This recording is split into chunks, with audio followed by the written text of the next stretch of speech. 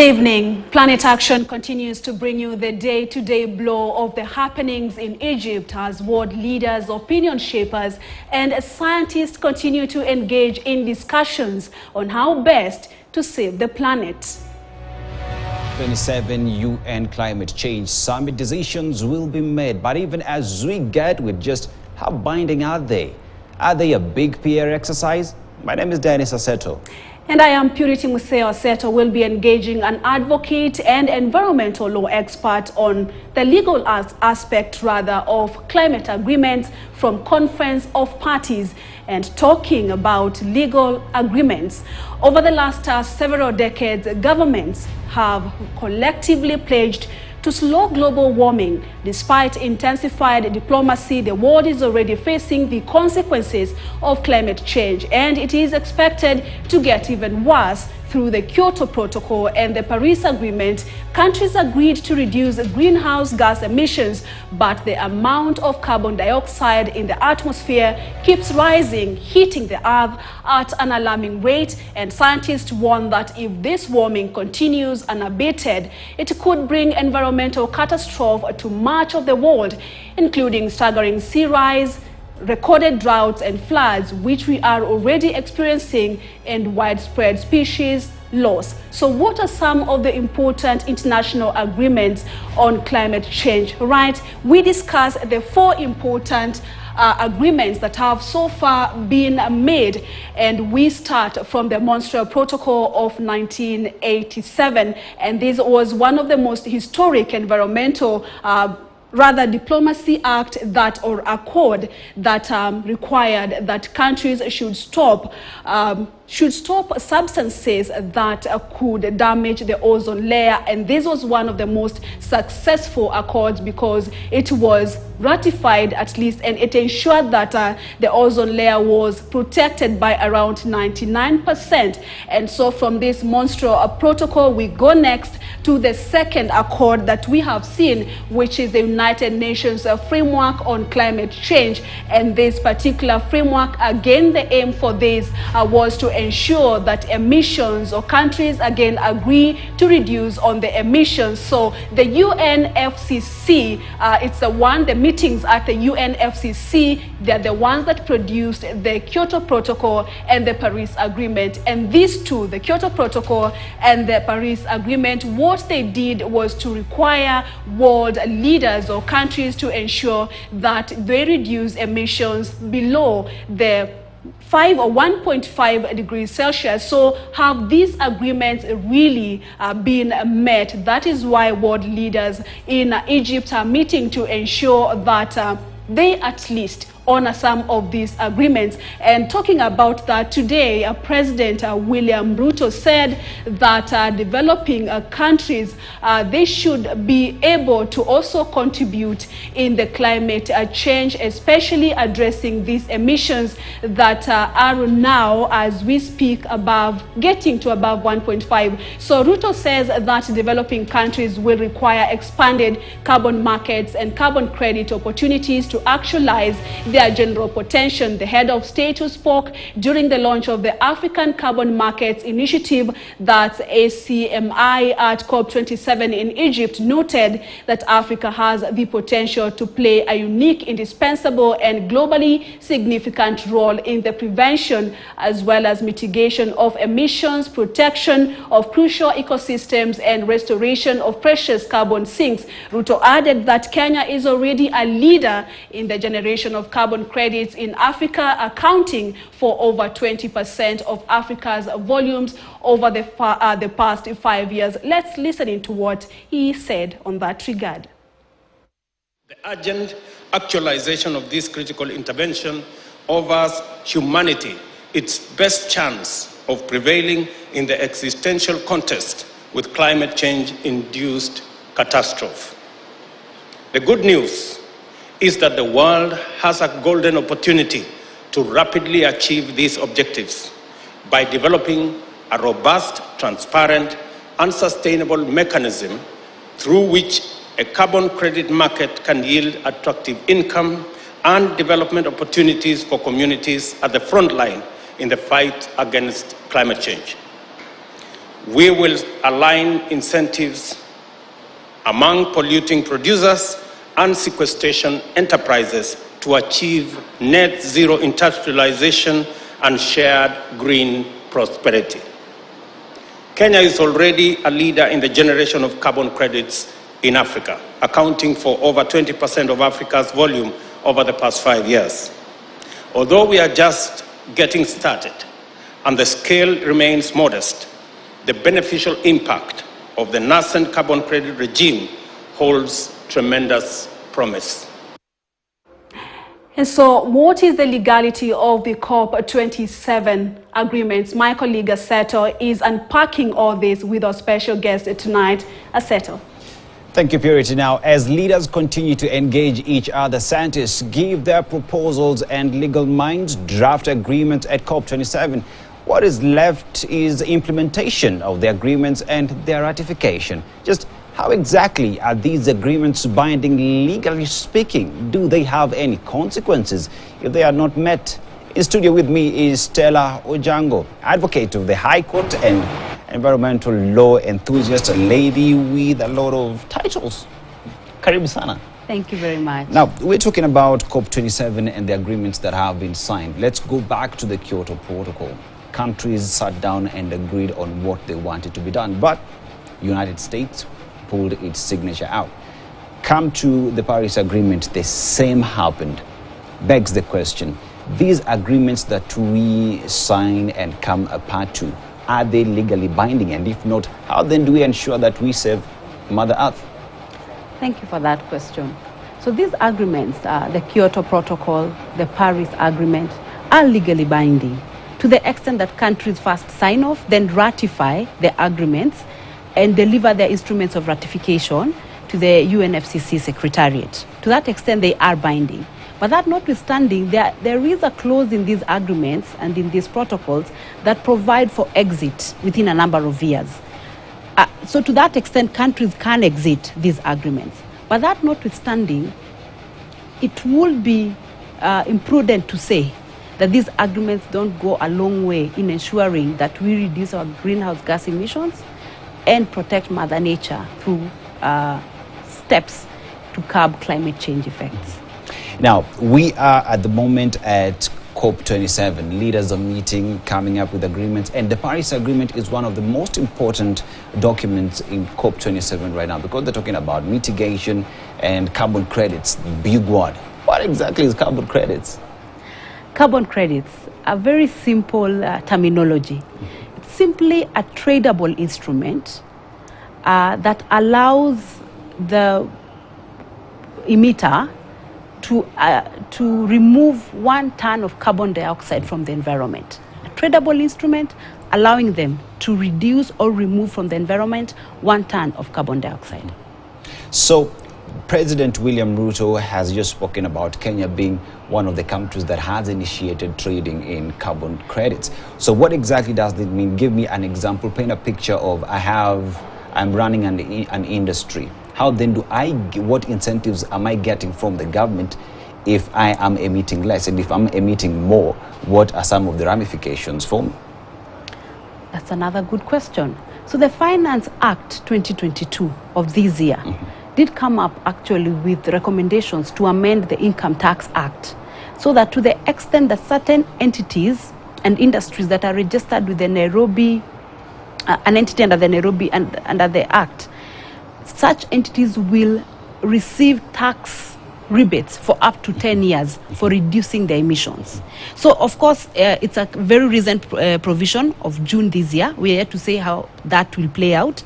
But definitely carbon trading is something that we should look out for, something that we should take initiative to benefit from. I have also noted that today the African Carbon Market Initiative was launched at COP27. That is another entity or organization that will help African countries voluntarily participate in carbon trading. Now, when we talk about carbon trading and all the conversations happening at COP27, one important thing that people are talking about is lowering emissions, and countries are being encouraged to stop using coal. But how do we then have this conversation of you're stopping me from having coal, but what is in it for me? Because I want to get to your level. So at what point then in all these agreements that we are signing, this is being addressed? It's a very good question as well. So now, number one, under the Paris Agreement, countries, member states, are supposed to submit their national determined contribution, which are reviewed every 5 years. So in submitting your national determined contribution, it means that that country, number one, is either funded to reduce emission, and especially for developing countries, are funded to reduce emission, and or set a target that they then internally fund themselves. So then when it comes to this country, or this developing country that is using coal, to get to a point where it can be a developing country, and then means if you want this country to reduce its greenhouse gas emissions through the use of coal to alternative energy that is not a high emitter of greenhouse gases, then that entity needs to be funded. So this funding can come through the climate finance, which has been targeted 100 billion USD, which has not yet been met. But it's something that we need to push for so that we can get the developing countries financed to move to alternative sources of energy to ensure that they are then emitting less but developing at the same time. Now, countries have always sat down and agreed we're going to hit $100 billion. I, as country X, I will contribute, say, $20 million towards that. But these countries have not met that threshold. Moving forward, how do we ensure that agreements and promises that have been said at these meetings, that have been signed, are actually met? Because these COP27 seem to just be another PR exercise, because it's every year we never met our goals. But how do we then ensure that within, say, the next 6 months, every country should have done A, B, C? So in terms of law, how do we ensure that that is done? So in terms of law, number one, the target has been set of the 100 million, which we know has not been met. My suggestion is that this target is then cascaded downwards to national level, so that then we have national commitment of meeting this target. Because the commitments that we currently have are for NDCs. To submit our NDCs after 5 years, review them, or review them in the interim of that 5-year period. So we need also to cascade this requirement for financing to national level, so that we're also reporting on this is a much that we are contributing within this timeline. And then even at the national level, when we have laws at the national level, then we have commitment at that level to meet these targets. I think that is that's the way to go. Otherwise, if you just leave it at the convention international level, it will not be achieved. Now let's come back home. We are in this beautiful country called Kenya. But it is a country that a section is suffering from extreme drought. People are dying. We know animals are dying. Diseases are here. Children are not going to school. So in terms of us as a country harnessing the laws that we have in ensuring that, number one, we achieve the 10% forest cover that we are working on, that the carbon credits that the president says is working in this country actually get it work. How do we make sure that, say, County X has met its goal? We have every county with its own set target in terms of achieving carbon emission limits and all that. Is that something that is happening in this country? And if not, should we think about it? It's something that has not been cascaded downwards to the county level, but it should happen. So we have the Climate Change Act of 2016.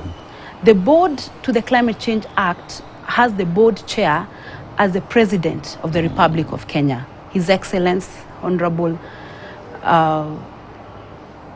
William Samoei Ruto. We have the Deputy President, Honorable Rigathi Gachagua, as a Vice Chair to that particular board. And then we have the Cabinet Secretary to the Ministry of Environment, Soipan Tuya, as a secretary to that board. So that is how high level that board is.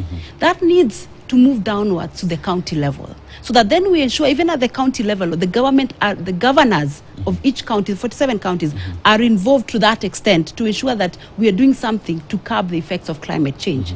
Number two, the president has indicated that we need to have a 30% tree cover, away from the 10% that we have as a target in our constitution. So if we have then, if you're then now targeting the 30%, we can't do it at the national level only. We need to take it down. So this needs to be a process that is national and county level, so that we ensure that the effects of climate change. And then now with carbon trading, the citizens will feel the need to be involved because they will benefit from the carbon trading system. So if we can have that regulations for that, and have citizens plant trees and generate for that, because trees are carbon sinks, then we will see participation not only at national, county, but at citizen level. Finally, in 2 minutes, we have the CBC curriculum that is happening right now. Do you think that there should be a policy that such issues are made part and parcel of that curriculum, so that when my child is growing up, they know the importance of planting a tree, they know the importance of walking, importance of cycling, instead of I want to buy the biggest car. Yeah. So CBC is a very good system of education. Number one, it's very practical, away from what we've had in the previous years. And having it as a practical system, it means that then our children need to adopt. Number one, we used to have 4K clubs. We need those ones brought back.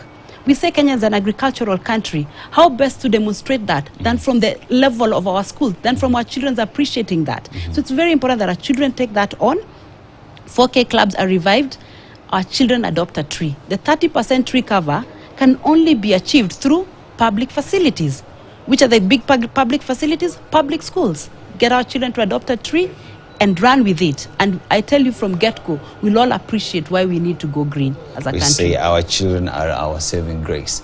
Stella Ojango, advocate and environmental law enthusiast. This conversation definitely must continue. We will have you here at some later date, just so we make sure that this continues. But now we go back to Purity on the other side. My name is Dennis Aseto. Many thanks for listening. Purity, back to you.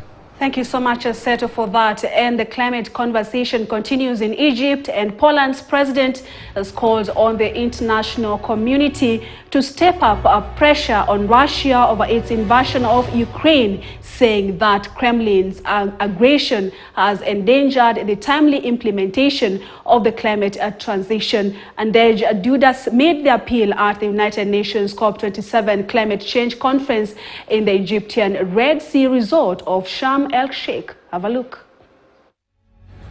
The consequence of Russia's aggression are crisis and huge costs, which put at risk timely implementation of climate transition, as well as timely attainment of the intended goals. It has also generated additional emissions, exceeding the level of those produced by a number of developing countries within the scope of 1 year. We must strive to ensure that the Russian aggression is promptly and permanently repealed by increasing support for Ukraine, enhancing pressure on Russia, and stepping up our efforts to become independent of Russian fossil fuel. And the COP27 conference continues, and we shall be getting to know and to even inform you what world leaders say right here at Planet Action, as we give you the most comprehensive coverage of this most important climate conference. Thank you for watching. We'll see you again tomorrow, same place, same time. God willing, I'm Purity Musea.